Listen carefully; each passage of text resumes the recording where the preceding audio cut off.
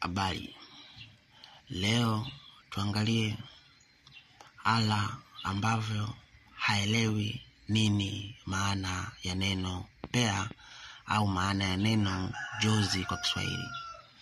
Ni Quran tafsiri Al-Jalalain, ni sura ya 6 mstari wa 143 mpaka mstari wa 144.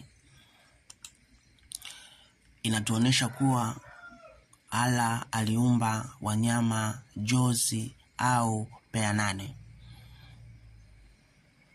Tunapoongelea neno pea, tunapoongelea neno jozi, tunamaanisha ni vitu kuwa viwili viwili.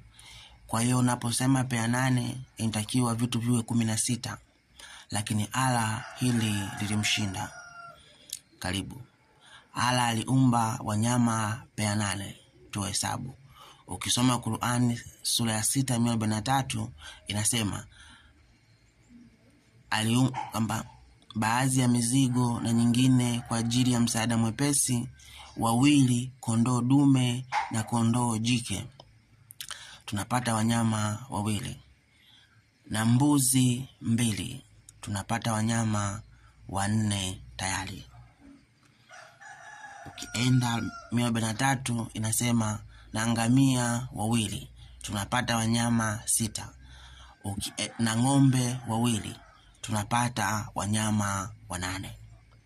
Sasa je, Allah maana ya pea 8 ni kuwa ni vitu 8 au ni kuwa vitu 16?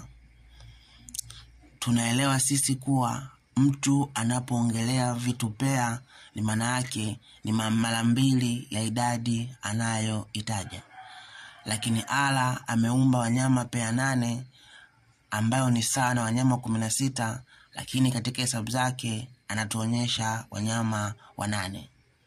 Ng'ombe 2, ngamia 2, mbuzi 2, kondoo 2 ni sawa na wanyama 8. Je, Allah uelewi maana ya pea?